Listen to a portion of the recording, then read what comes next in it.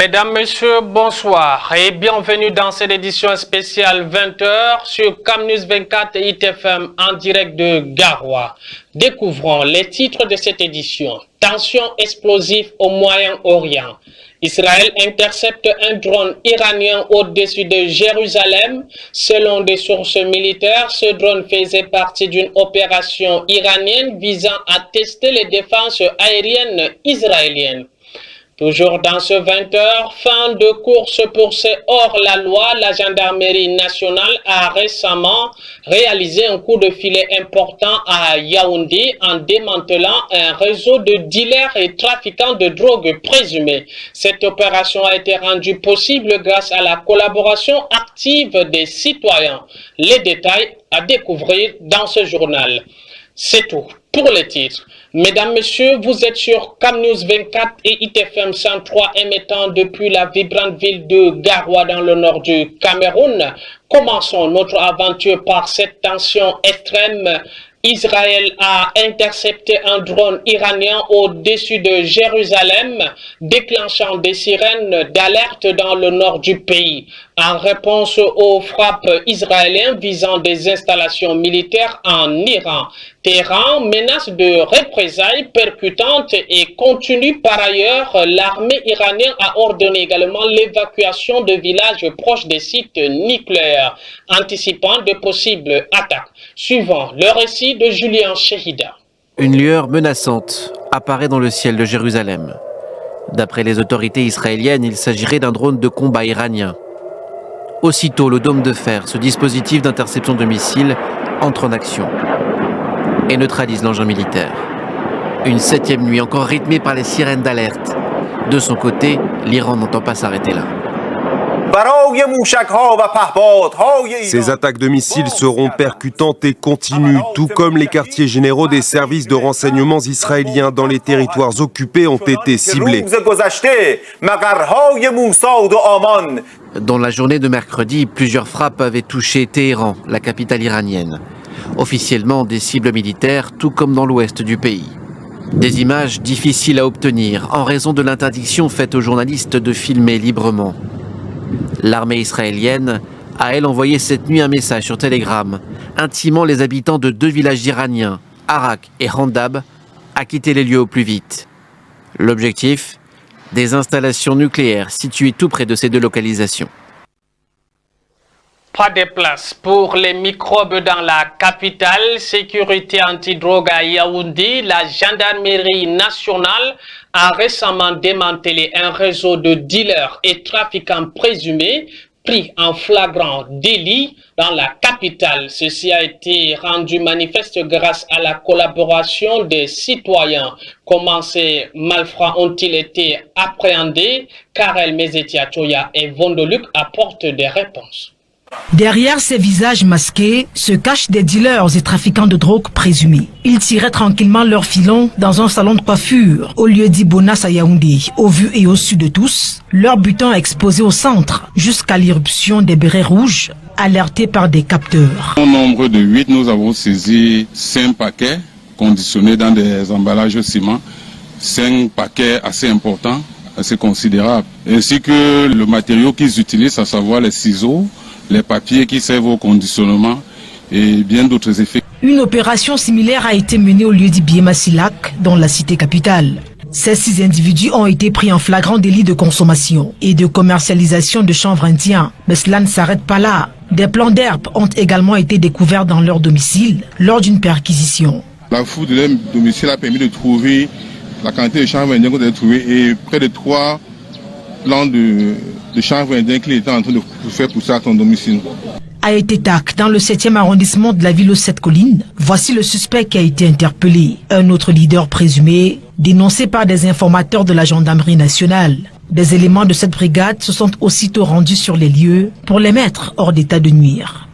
Et nous avons interpellé le nommé en possession de ce produit sculpteur que vous voyez derrière nous. Nous continuons à faire des patrouilles continues dans le secteur instruit par la hiérarchie. La traque va se poursuivre sans relâche. Une mise en garde à l'encontre des personnes impliquées dans cette activité illégale.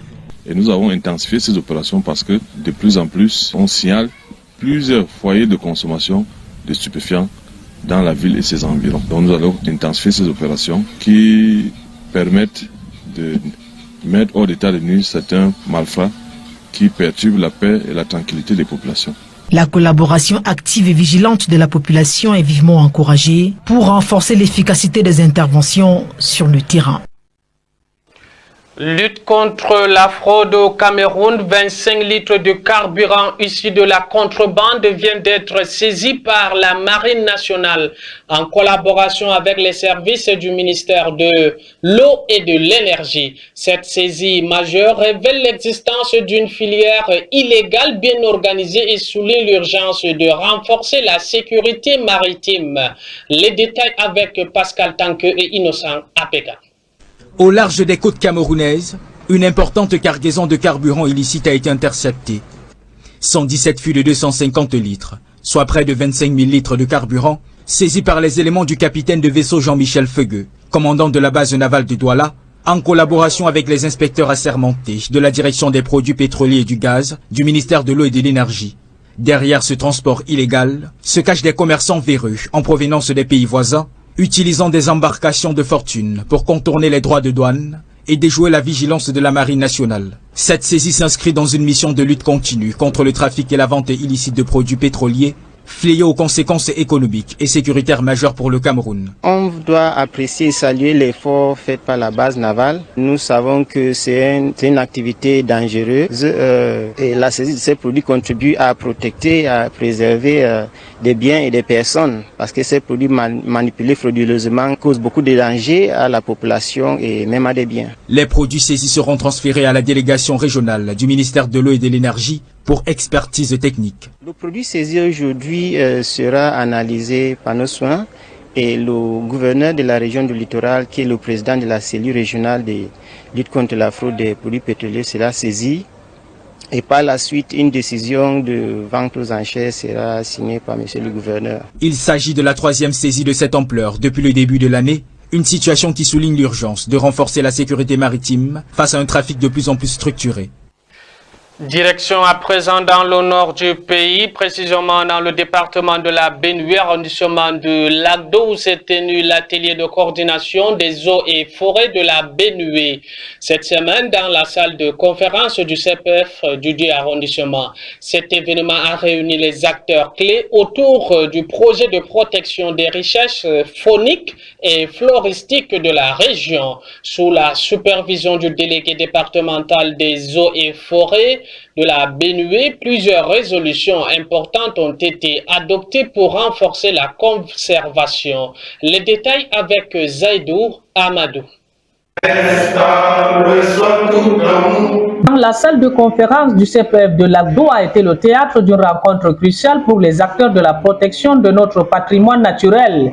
Sous l'égide du ministère des Eaux et Forêts, cette réunion a rassemblé les éminents représentants du département de la Benue, mettant en lumière l'importance capitale de la préservation de notre faune et flore. Le choix stratégique du site à Lagdo n'est pas anodin. En effet, cette localité se distingue par sa riche biodiversité et son engagement envers les projets novateurs tels que l'AF100 et la GIZ dans ses zones 8 et 8 bis. Cette rencontre s'inscrit dans une dynamique d'évaluation des actions entreprises durant le premier trimestre, témoignant ainsi d'une volonté collective d'optimiser les efforts pour la sauvegarde des ressources naturelles. Les responsables des eaux et forêts de la Benue affirment leur détermination à se tenir aux côtés des populations locales.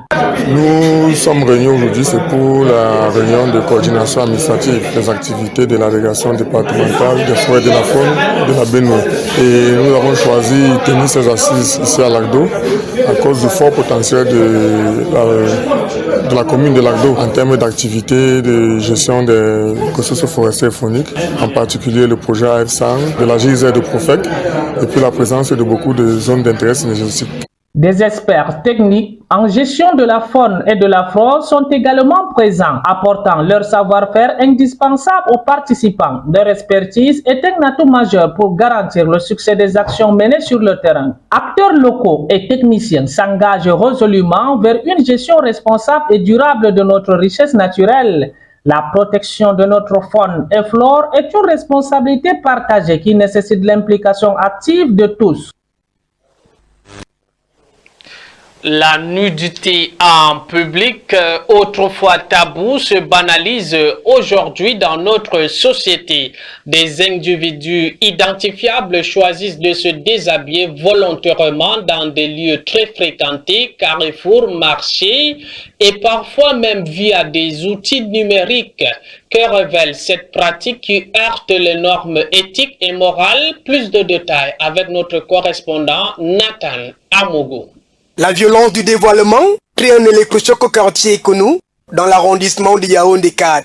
Une jeune femme au corps envoûtant, aux formes captivantes, à la silhouette appétissante se déshabille en plein carrefour, sous le regard excité des populations. Un acte que les mythiques rencontrés considèrent comme un sortilège collectif. Un peu d'abord pour celui qui est en train de visionner un envoûtement. Ils ont un miroir dans les temples, dans les sectes, qui sont comme un écran géant qui visionne tout ce qu'ils étaient en train de voir. Et tous ceux-là sont connectés le même temps, mystiquement.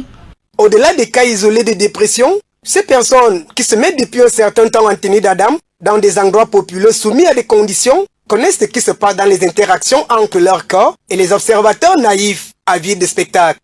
Parce que la mission, c'est qu'elle doit aller exposer son corps pour attirer les gens, pour absorber les énergies, pour nourrir les génies qui l'ont commandé. D'après le docteur Philippe Fauban, tradit praticien, coordonnateur du pôle des détenteurs de savoirs immatériels et arts divinatoires, même les vidéos présentant la nudité des personnalités publiques dans les réseaux sociaux présentent de nombreux dangers pour les internautes.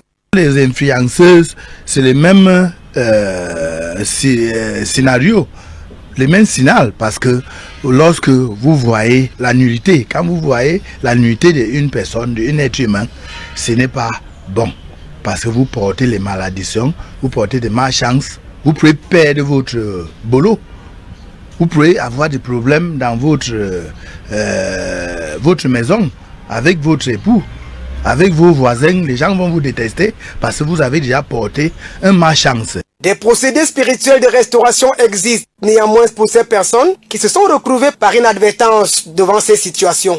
Quand vous regardez même ces genres de choses, il faut partir chez les détenteurs, on vous fait des bains spirituels pour vous désenvoûter, pour vous enlever cette malchance que vous avez vue.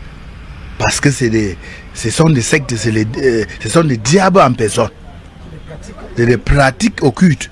D'un point de vue religieux, social et éthique, la nudité reste un tabou dans la plupart des civilisations. La nébuleuse mystico-occulte nous présente une belle brochette de conséquences négatives. Le rôle de l'État est convoqué dans ce que la loi appelle atteinte à la pudeur. Parlons d'autre chose dans ce journal, la santé publique. La délégation régionale du Minsanté pour le Nord-Garoua a organisé un atelier de renforcement des capacités destiné aux chirurgiens des pays francophones. Cette initiative vise à combattre le taux élevé de cas d'hydrocèle enregistré dans la partie septentrion du pays et définir des résolutions efficaces pour faire face à cette menace potentiellement mortelle. Suivons le reportage de Adamou Maïna et Zaidou Amadou. Dans la région du Nord, une préoccupation majeure pour la santé publique a émergé suite aux récentes enquêtes menées par des chirurgiens. Entre le 14 et le 17 février 2021, 71 cas d'hydrocèle ont été confirmés dans plusieurs districts de santé, alertant ainsi les autorités et les personnels de santé. Face à cette situation alarmante, un atelier de formation sous-régional a été organisé à Garoua, réunissant des personnels de santé issus des pays francophones. L'objectif principal, renforcer les compétences nécessaires pour traiter efficacement les cas d'hydrocèle et soulager les victimes. Il faut avouer que la région du Nord, les 15 districts de la région sont des régions endémiques de la fibrose lymphatique où nous avons dénombré beaucoup de cas. Et je pense que, n'est-ce pas, la présence de cette formation et même ces campagnes chirurgicales viendra à point nommé pour, n'est-ce pas, apporter des solutions idoines à toutes les personnes souffrant de cette pathologie. Au cours de cet atelier, les participants ont eu l'opportunité d'acquérir des connaissances cruciales concernant cette affection. Les experts ont partagé leur expérience et leurs techniques afin d'améliorer le diagnostic et le traitement de l'hydrocèle. La formation qui a lieu ici à Garoua est une formation sous-régionale qui fait partie du projet appelé Eliminating Lymphatic Filariasis in Africa, encore appelé ELFA. Et ce projet est financé par la coopération britannique à travers le FCDO, Foreign Commonwealth and Development Office de la Grande-Bretagne. Alors, le projet est mis en œuvre dans plusieurs pays en Afrique et l'une des activités majeures est la formation des chirurgiens des pays francophones. Mais la formation ne s'arrête pas là. Une fois ces compétences acquises, les participants se livreront à un exercice pratique à travers une campagne gratuite dédiée au traitement de l'hydrocèle confirmé. Cette initiative vise à offrir une aide précieuse aux personnes touchées, tout en sensibilisant la communauté sur cette condition. Appliquer les techniques recommandées par l'Organisation mondiale de la santé en ce qui concerne la chirurgie des hydrocèles. Pendant plusieurs jours donc, les master trainers seront formés ici à Garoua pour que, après la formation, ils retournent dans leur pays et soient capables de former d'autres chirurgiens pour la prise en charge de l'hydrocèle. Ainsi, à travers cette initiative collective, Garoua se positionne comme un acteur clé dans la lutte contre l'hydrocèle. Un bel exemple de solidarité et d'engagement envers la santé humaine dans la région du Nord. Ensemble, continuons à œuvrer pour un avenir où chaque patient reçoit les soins qu'il mérite. Ouvrons à présent la page sport football. Le Cameroun souffre d'un exode massif de ses talents, souvent à peine visibles ou reconnus, qui partent chercher fortune ailleurs. La pratique se transforme en une sorte de trafic profitant aux acteurs impliqués dans le transfert des joueurs. Découvrez comment ce système fonctionne dans ce reportage de Joseph Guet-Amende. Ils ont brillé dans le championnat de football MTN Elite One. Juste le temps d'une ou deux saisons sportives et les voilà partis hors du pays. Les footballeurs camerounais sont pour la plupart portés vers d'autres horizons. Une envie permanente, somme toute justifiée. Cela est dû à la recherche effrénée d'argent. D'abord des parents et ensuite des clubs qui veulent subvenir aussi à leurs besoins. Malheureusement, notre championnat est subventionné à un certain niveau, mais il ne donne pas l'opportunité aux présidents de clubs de s'en sortir. Cette pratique devenue courante et régulière est un tremplin pour de bonnes affaires. Il y a des laboratoires de fabrication des joueurs. C'est à Douala où 99% des joueurs qui s'en vont, qui fait que dès que le joueur a porté le vert ou jaune, il est déjà commercialisable et il crée dans cette ville notamment des structures de formation davantage pour vendre les joueurs que pour l'animation du football local. Emmanuel Mahop, Lionel Ateba, Marou Chouaïbou, Chemalon Fondo et bien d'autres footballeurs, autrefois grands animateurs du championnat au Cameroun, sont aujourd'hui sortis de la mémoire des fans du football local. Il faut que les talents camerounais qui émergent comme meilleurs doivent encore prendre le temps avec les intermédiaires de pouvoir voir comment ces joueurs et le club qu'on les amène et le pays qu'on amène sont adaptés, sont cohérents, que le joueur donne aussi la même performance ou bien le minimum en 70% de ses performances. Si on court vite, on risque de briser la performance des joueurs. Jouer dans le championnat MTN Elite One au Cameroun et partir évoluer ailleurs. C'est le rêve de tout footballeur, mais aussi une bouffée d'oxygène pour des managers, ces dirigeants des clubs de football. Direction à présent dans le littoral où se jouent les play-offs du championnat MTN Elite 2. Les 8 équipes en liste ont atteint la mi-parcours de cette compétition déterminante pour accéder à la division supérieure. En tête du classement figure l'Aigle Royal de la Ménois et Unisport de Bafan. Reportage Gaël Mondio dédié. Sans surprise, cette troisième journée des playoffs MTN Elite 2 aura agi comme un tamis. Aigle de la Ménois, qui s'est imposé devant Bafmeng au stade Mbappé-Lépé, maintient le cap en remportant sa troisième victoire d'affilée. Pareil pour Unisport de Bafan, qui a écrasé Dingsport de l'Allée, qui est 5-0. C'est un sentiment de satisfaction après cette belle victoire. Nous nous avons dit que ce championnat se joue match après match. Ça, c'est une troisième finale que nous avons remportée. Mais ça derrière, nous, on commence à préparer la quatrième.